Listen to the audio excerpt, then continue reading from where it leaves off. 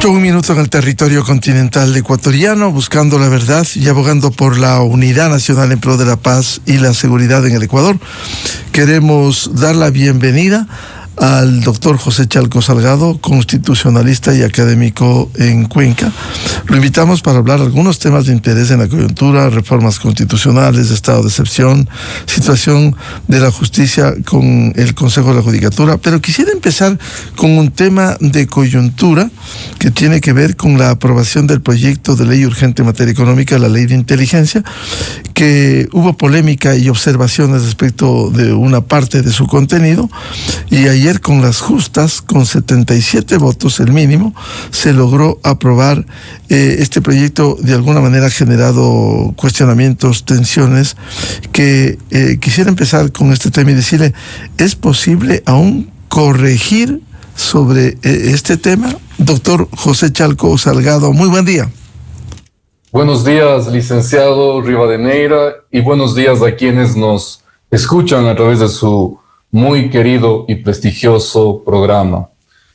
Licenciado Rivadeneira, respecto de la ley de inteligencia, este proyecto aprobado ya por la Asamblea con 77 votos. Vea usted, efectivamente el presidente de la República puede utilizar sus atribuciones como colegislador. Es precisamente en este momento, en una suerte de cooperación o colaboración con el Parlamento, yo diría, con el buen sistema jurídico del país, con que las cosas se hagan bien, con esa cooperación, podría mejorar aquellas tensiones, dificultades que aún son perfectibles y mejorables, deseables en una sociedad democrática en donde se respete a la Constitución y a los instrumentos internacionales vigentes en la materia. A veces el frenesí de la gestión política, del apoyo en las urnas de un momento, puede hacer que no se mire lo posterior, cuando vengan responsabilidades internacionales al Estado. Cuando venga del sistema interamericano de derechos humanos, varios casos existen sobre esta materia, ya vamos a ir conversando, licenciado, y puedan venir quizás, digamos, una suerte de sanciones o responsabilidades por no hacer las cosas no solo conforme a la Constitución, como vuelvo a decirlo, sino también conforme a los compromisos internacionales vigentes en este momento en el Ecuador, como son los casos del Sistema Interamericano de Derechos Humanos. La ley de inteligencia está bien que el país la tenga. La ley que crea un sistema nacional con varios subsistemas, Fuerzas Armadas, Policía, Casa Militar Presidencial, tributario, financiero, económico, tiene sentido. Yo creo que el país necesita una ley de inteligencia. El problema descansa en ciertos elementos que están abiertos, que hay que cerrarlos. Yo no creo que hay que invalidar la ley per se. Aquí en este país mucha gente simplemente cuando nace un proyecto normativo ya sentencia la muerte del proyecto normativo. Y eso está mal, pues. Porque los proyectos normativos son eso, son proyectos para la discusión. Ahora el momento es un proyecto en donde ha sido ya aprobado en el Parlamento, pero pasa a la sanción o posibilidad del veto presidencial. Y el presidente sí debe mejorar al menos una sección que es la que mayor tensión genera respecto a cómo funciona la inteligencia y cómo debe funcionar en el Estado constitucional. Vuelvo a decir la premisa, la ley es necesaria. Digo la premisa, el país la necesita. Pero esa premisa, estas dos premisas tienen que complementarse con una tercera, que es la conformidad y validez material, validez de fondo, es decir, compatibilidad plena con la Constitución. Es que esto no pasa en el Ecuador. Esto no es culpa de la Constitución del Ecuador. En todo Estado que sea un Estado constitucional, se respeta la Constitución. Y lo que se produce por parte de cualquier autoridad, llámese Parlamento también, tiene que guardar armonía o validez material que se denomina con el contenido de la Constitución. Esto es todo.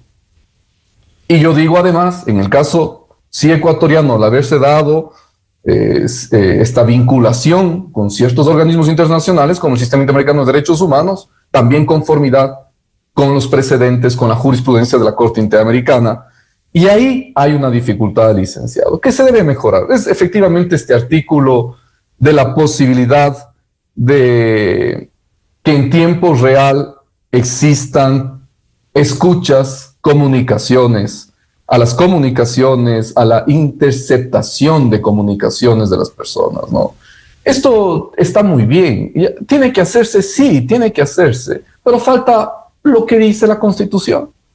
Artículo 66, numeral 21. ¿Se pueden hacer escuchas? Sí. ¿Se pueden interceptar? Sí. Pero con una característica. El artículo 66, numeral 21 de la Constitución lo dice. Previa orden judicial. Eso es todo. Previa intervención judicial. Y eso es todo. Tiene que pasar por la autoridad judicial. Vea, licenciado Rivadeneira, la actual ley de seguridad del Estado, que se está derogando con la vigencia de la ley de inteligencia a ciertos artículos de la actual ley, en su artículo 20, que se intenta derogar, el actual artículo 20, dice que se puede interceptar. Sí está permitido, pero como un paso previo, el presidente de la Corte Nacional autoriza. Eso es todo. Eso dice hoy la Ley de Seguridad del Estado, en su artículo 20, que la ley de inteligencia que se ha aprobado con 77 votos lo deroga. Es decir, hay una comprensión clara que eso te está derogando. Es decir, yo no creo que es solamente un error. Hay claridad en qué se está haciendo. Entonces, esa claridad de que se está derogando la orden judicial previa, vuelvo a decir, esto ya existe hoy en la Ley de Seguridad del Estado, pero se está eliminando la petición de autorización previa. Eliminar aquello, lamentablemente, lleva a que la ley aprobada tenga tensiones de inconstitucionalidad. Esa es la realidad. Y además, licenciado, le ponen una dificultad más, que tienen que ver los asambleístas. Yo sé que el presidente lo verá, seguramente lo va a ver. La Corte Constitucional, en su caso 7716-IN del año 2022, en la presidencia del profesor Hernán Salgado Pesantes, ya se pronunció sobre esto. Es que no hay mucho que indagar aquí. Ya se pronunció sobre que la interceptación a comunicación tiene siempre, en todos los casos, que hacerse con orden de juez previa. Eso es todo. Y yo creo que la ley puede salir a flote adelante. Esta es la tensión más compleja. Las otras, a mi punto de vista, son menores. Yo creo que las otras incluso pueden rebasar las dificultades. Hay alguna, por ejemplo, en que no se cierra bien en la ley, incluso quienes crean el sistema nacional. Vea usted, que dice que crean estos subsistemas y dice además, y los otros que el presidente los disponga. Esto hay que cuidar. Estas cosas en materia de inteligencia no suceden, no pueden suceder, tiene que quedar en la ley todo muy claramente cerrado. Pero eso para mí es menor. Yo creo que el único defecto más fuerte que hay que mejorar con la posibilidad del veto, con un presidente y un equipo jurídico que estudie y le diga al presidente, esto hay que ponerlo bien para que la ley salga a flote, es revisar la sentencia de la Corte Constitucional 7716-IN del año 2022, presidencia del profesor Salgado. Ahí está ya la jurisprudencia, ahí le dice cómo tiene que hacerse. Eso es todo. Tiene que revisar el 6621 de la Constitución y pueden revisar también los casos de la Corte Interamericana de Derechos Humanos sobre esto, como es el caso Escher versus Brasil. Y con eso se resuelve. Yo creo que con esta posibilidad de veto, licenciado Rivadeneira, nos ahorramos mucho. Nos ahorraríamos la inseguridad jurídica que mañana puede causar quienes ya proponen que van a iniciar en su momento acciones de inconstitucionalidad. No vale. ¿Para qué? Simplemente el presidente puede ajustar esto. Y yo creo que lo hace bien al país ajustando. Y con ello se rebasa uno de los problemas más grandes que tiene el proyecto aprobado. Los demás creo que son subsanables de inmediato, con una muy coherente práctica, pero no es lo problemático, no es lo de mayor profundidad y gravedad. Esta sí. Pero eso se puede solucionar, licenciado Rivadeneira, para que el país tenga una ley de inteligencia que efectivamente la necesite y requiere. Doctor José Chalco, usted ha sido claro sobre este tema. Debe utilizar el veto para corregir esto. Ahora, en la práctica, déjeme contarle, en casuística, ¿qué hacer y cómo agilizar a la justicia ecuatoriana cuando falla? Cierto es lo que usted ha dicho, debe haber un respeto irrestricto al ordenamiento jurídico del Estado, cumplir con las normas nacionales e internacionales, como es la jerarquía de las normas, artículo 424, 425 de la Constitución. Pero le voy a contar en casuística dos casos concretos. El uno, alguna vez hace años acompañamos en una operación militar en el Coca, y penosamente el jefe del operativo, que había hecho inteligencia, iba a ingresar para decomisar, desbaratar un sitio en donde habían acumulado gasolina blanca para el uso de la droga. El fiscal no asomó. El fiscal asomó después, tiene que ir acompañado de él para el operativo, y ya se habían ido y habían destruido los mismos ilegales que estaban allí. Falló la justicia. El otro caso, la casuística, la ex fiscal general, para empezar la punta del ovillo, que permitió finalmente la sentencia en el caso Sobornos, un fin de semana tuvo que luchar para identificar al juez de la Corte Provincial de Pichincha para impedir legalmente la salida de Pamela Martínez, que se iba a México. Imposible ubicarlo, se había ido Ipiales, no quería contestar el teléfono, el juez provincial. Bueno, hicieron, perdóneme, una serie de acciones, enviaron Ipiales, le identificaron, le entregaron el teléfono para que conteste. Molesto, el juez dio la orden de detención preventiva e impidió la salida de Pamela Martínez, y ahí empezó el caso Sobornos, se destapó el caso Sobornos. ¿Cómo hacer que la justicia, porque si bien ustedes, si el caso de la orden de juez competente, si es que no aparecen estos actores, ¿qué hacer? Y hoy vivimos otras condiciones. Hoy hay un conflicto armado interno, hay grupos delincuenciales organizados transnacionales, el narcotráfico, la narcopolítica. ¿Cómo adecuar este sistema a fin de que no falle? Muy bien. Es que en el país no es que una ley corrige. En el país no es que al día siguiente de una ley todo cambia. Eso no sucede ni en el norte ni en el sur del planeta, menos en el este y oeste, y menos en un país de una muy mala tradición jurídica, y menos en un país de muy malos valores éticos. ¿Qué es lo que sucede, licenciado Rivadeneira? Usted tiene que tomar el Código de la Función Judicial, en sus artículos 107 y siguientes. Faltas graves, gravísimas, errores inexcusables y destitución a funcionarios. Sanciones a jueces y fiscales. ¿Por qué no se hace? ¿Por qué seguimos viendo una suerte de disposiciones como las que usted señala, o ausencia de disposiciones, y en otros casos disposiciones de libertad a delincuentes? ¿Por qué en este país se sigue discutiendo que hay que hacer normas cuando hay normas para sancionar, para depurar? Pero no hay personalidad, pues. No hay personalidad. Eso es un tema mayor, es un problema de sistema. ¿Cómo puede ser que hoy tengamos, lamentablemente, y esto ya lo tuvimos hace pocos meses atrás, nuevamente un Consejo de la Judicatura prorrogado? Nuevamente problemas en la conformación de la Judicatura. Es que este es el problema de origen. ¿Y sabe quién designa a los vocales del Consejo de la Judicatura? Usted lo sabe, pero el país lo tiene que recordar.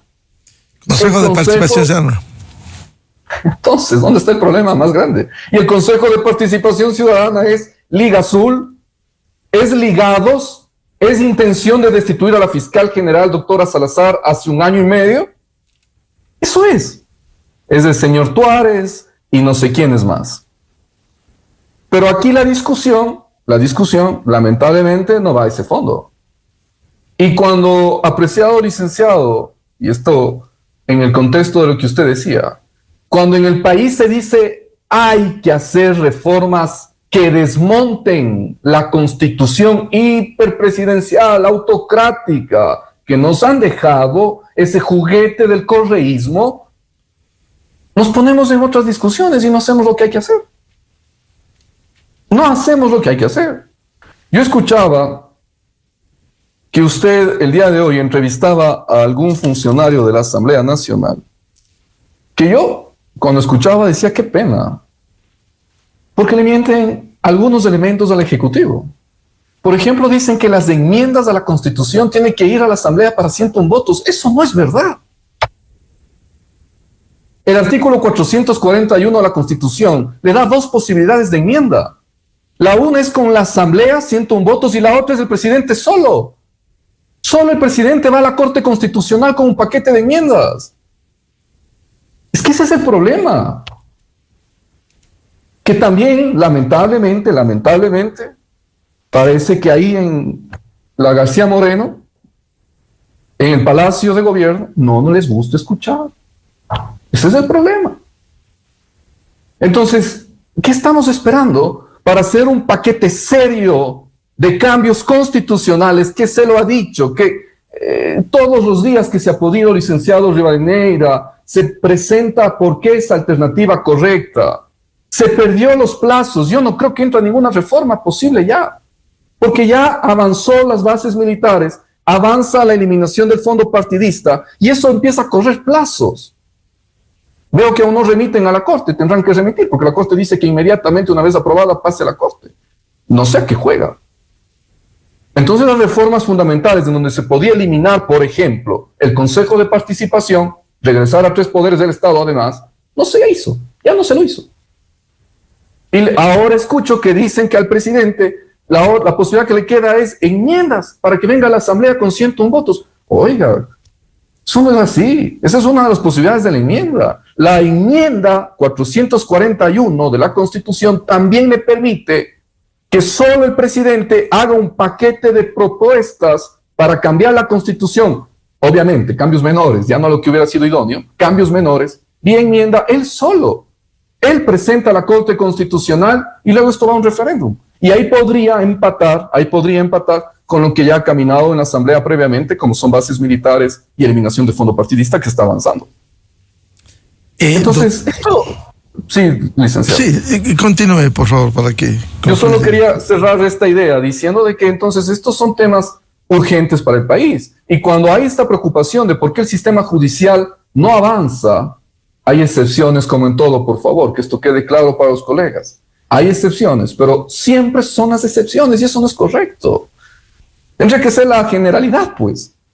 Los buenos jueces, los buenos fiscales, los buenos secretarios, los buenos funcionarios. Pero ¿por qué no sucede esto?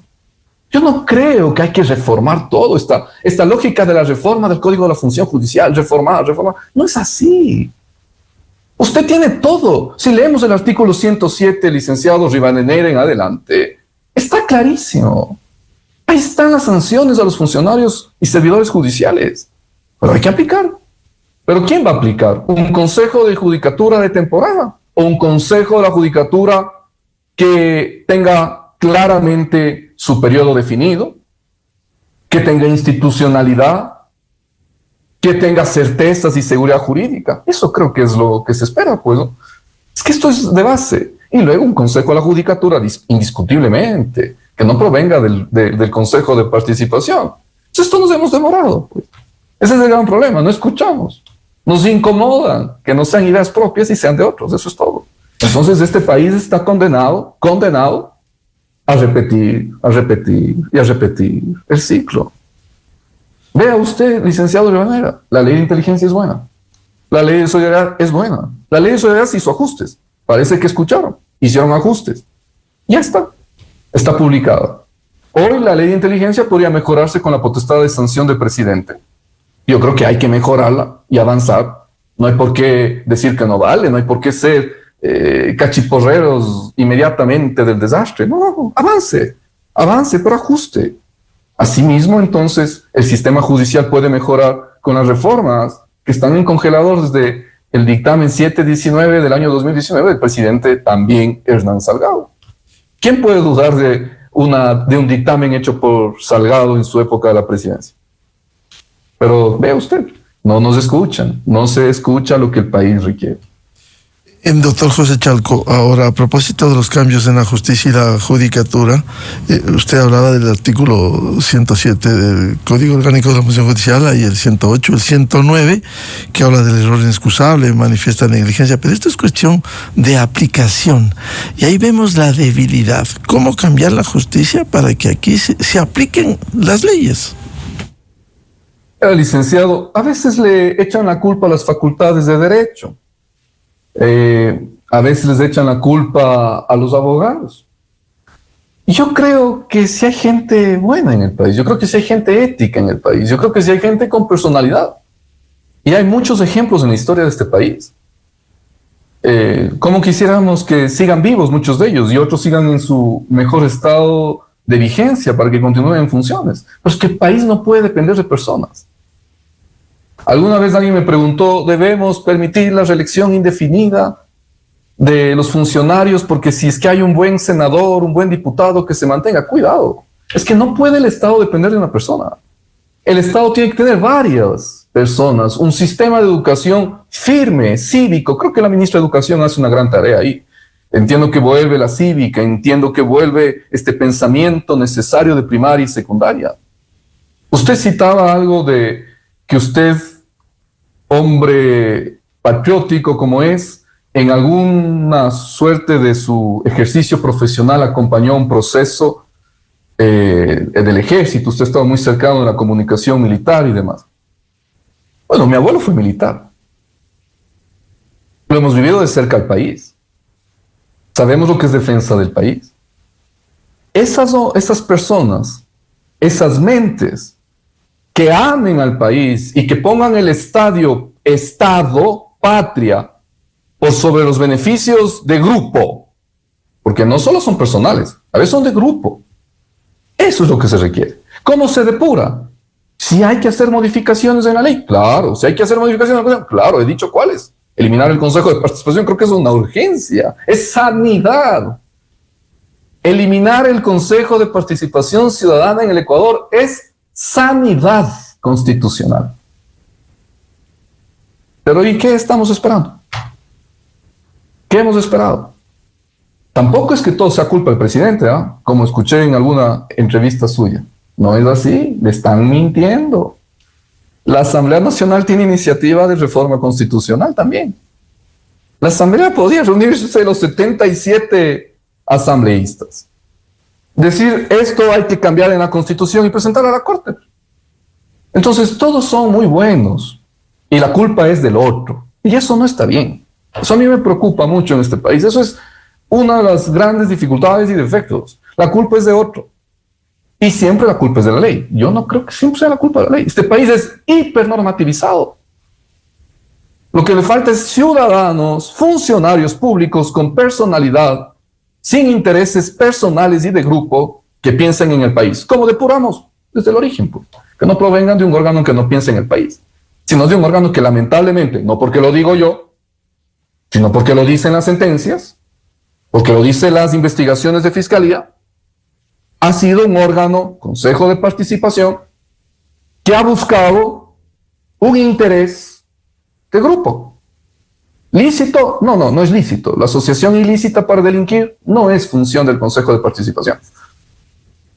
Entonces necesitamos que en esto se avance, licenciado Rivadeneira.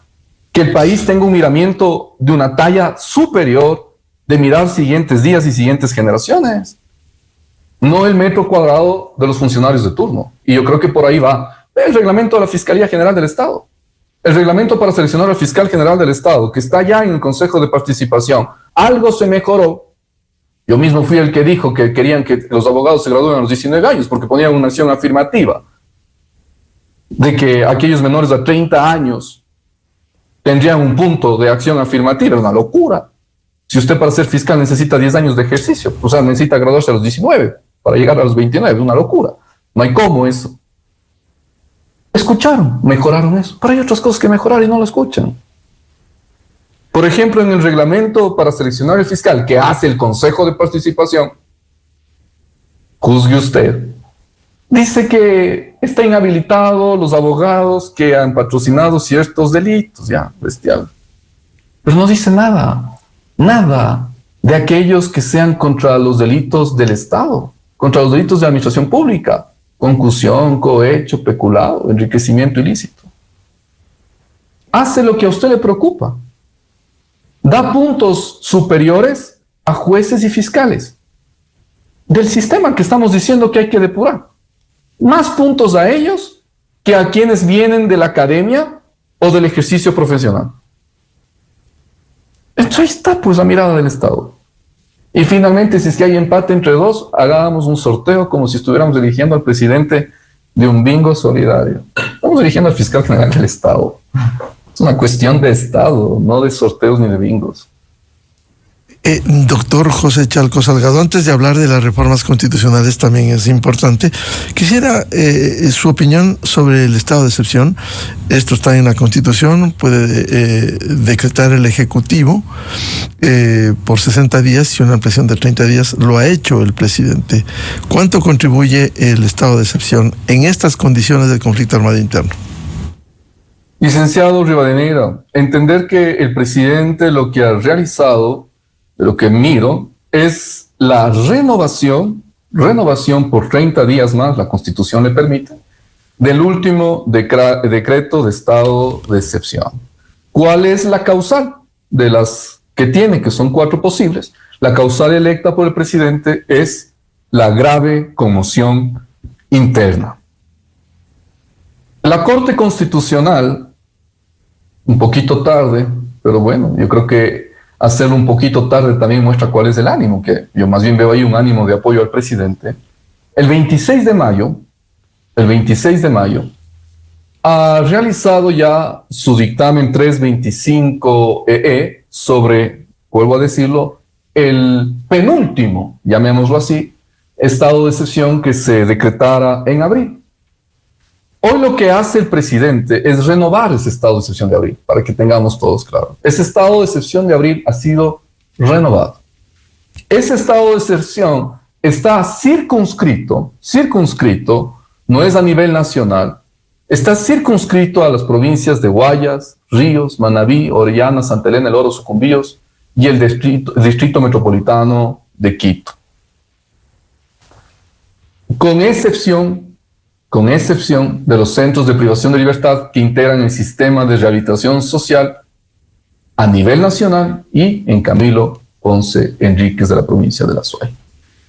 Es un estado de excepción que la Corte Constitucional ha decretado vigente, posible, válido, constitucional, respecto de la grave conmoción interna, porque hay una real, son 2 elementos que la Corte nos pide en la jurisprudencia. 1, la real concurrencia de los hechos que están siendo materia del estado de excepción, que afecten a derechos constitucionales, que afecten a la seguridad, a la convivencia armónica de la sociedad. Y el elemento 2 que la Corte Constitucional nos pide es alarma social. Creo que en el país nadie puede decir que esto no exista. Todos vivimos una conmoción social por el incremento de la violencia.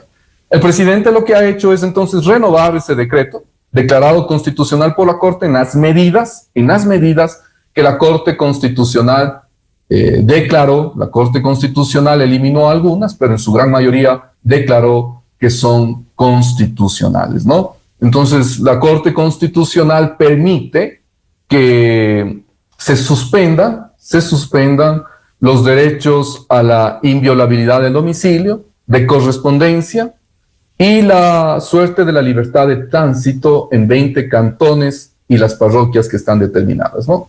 Sí, y declaró inconstitucional la suspensión del derecho a la libre reunión, la posibilidad de inspecciones y requisas y la movilización de las Fuerzas Armadas y la Policía Nacional, en el sentido de que éstas puedan ser ejecutadas ya por las posibilidades que le da la Constitución. Recuerde usted, licenciado Rivadeneira, que fuimos a un referéndum hace poco en donde modificamos el artículo 158 de la Constitución para que las Fuerzas Armadas puedan participar precisamente a través de un régimen ordinario, en la seguridad del Estado, en la seguridad ciudadana, inclusive como una fuerza complementaria.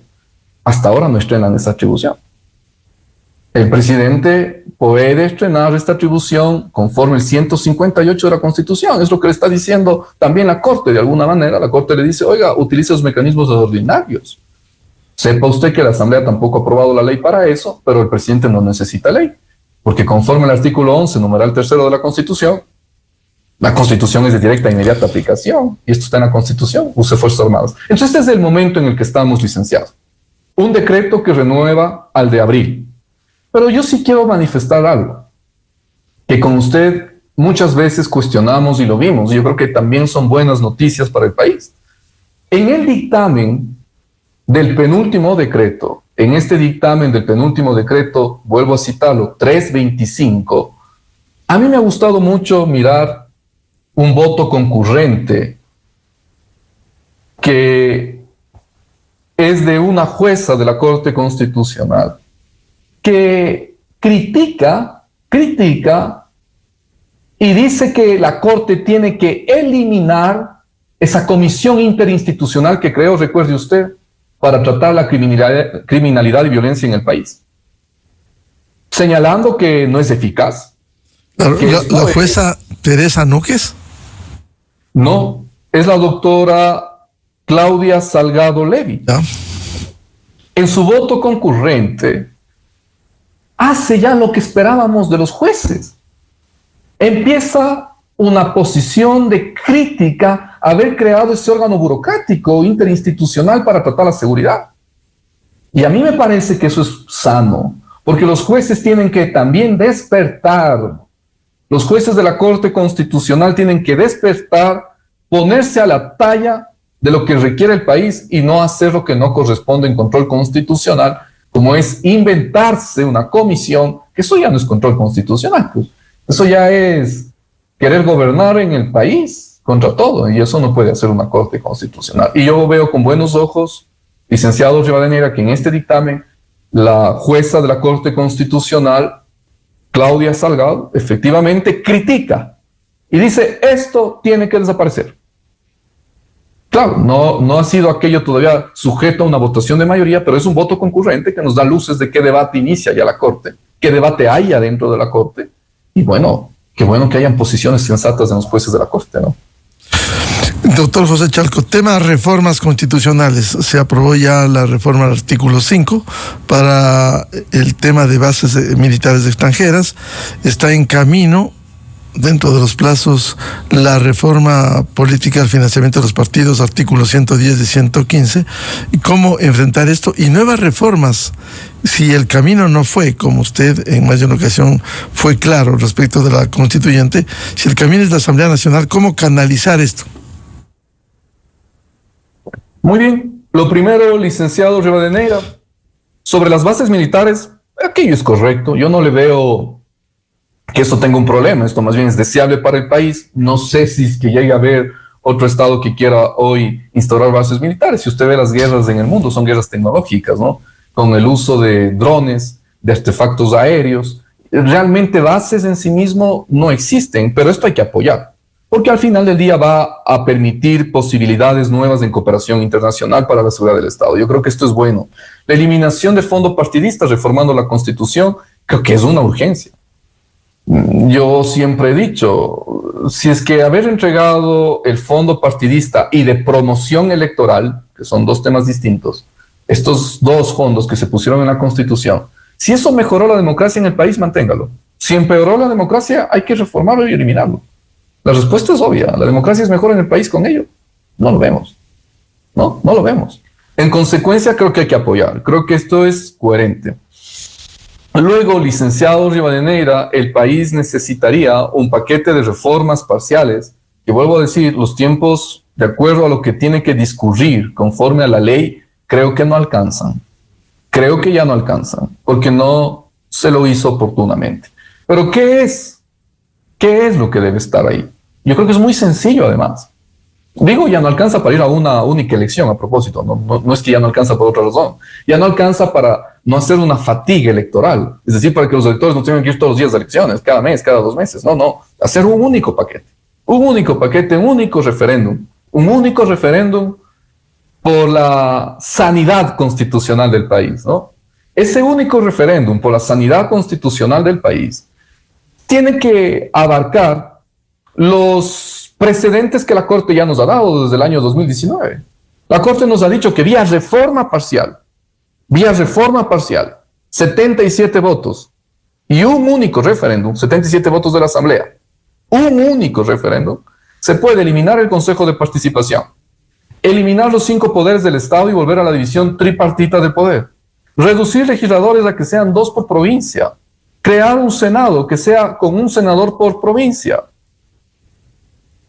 Usted puede además, con la utilización de este mecanismo de reforma parcial, hacer algo que a mi punto de vista era urgente: reconfigurar el Consejo de la Judicatura. Que su conformación tenga otro origen, que provengan de las universidades. Esto era sustancial. Vea usted la oportunidad que creo yo se está perdiendo. Ojalá se pueda algo hacer con los tiempos. Hay quienes dicen que se puede dialogar entre la Corte y el Consejo Electoral. Bueno, todo es posible cuando no se ve la ley. Sería bueno si es que ese diálogo avala que pueda hacerse un único paquete. Pero mientras tanto, licenciado, como las reformas requieren de la Asamblea, hay el otro mecanismo, que son las enmiendas, que yo creo que es el que le queda al presidente en este momento. Para coincidir con las bases militares y la eliminación de los fondos partidistas, podría ingresar un paquete serio de enmiendas constitucionales, ¿no?, en donde se pregunte al país cuestiones que también están habilitadas para enmienda. Por ejemplo, crear un consejo fiscal para que la fiscalía ya no dependa de la judicatura. Segundo, la posibilidad de que se vuelva a preguntar sobre el arbitraje internacional que perdió en abril de 2024. La contratación por horas, eso es enmienda. Eso no fue aprobado por la Asamblea como le mienten al presidente. Eso es solo potestad del presidente, hacer enmiendas. Puede haber ahí lo que está habilitado por la Corte, alguna cuestión de conservación también ambiental, me parece que está alguna posibilidad de hacer también una suerte de eliminar atribuciones del Consejo de Participación, pero bueno, no elimina el órgano, no solo las atribuciones, las muta. En fin, esto hay que pensarlo. Y podría hacerse un paquete serio de enmiendas, que sería el camino que le queda al presidente, para que coincida en un solo acto electoral. Ojalá, es deseable que pueda avanzar por reformas que haga lo primero que he dicho: desmontar la Constitución vergonzosa que tenemos el día de hoy. Bien, como siempre, muchas gracias por ilustrarnos al doctor José Chalco Salgado, constitucionalista y catedrático en la ciudad de Cuenca. Muy amable, José, muy amable. Buenos días, querido Miguel, y un buen día a todos los que nos escuchan. Muy gentil. 8:39 en el territorio continental ecuatoriano. Vamos a una pausa y volvemos para hablar del clima, el cambio climático en el Ecuador y en el mundo, con la ingeniera Cristina Argotti, técnica del INAMI. Desde 1984 con Gonzalo Rosero, la revista de opinión Democracia. Siempre líderes, siempre confiables. Enseguida regresa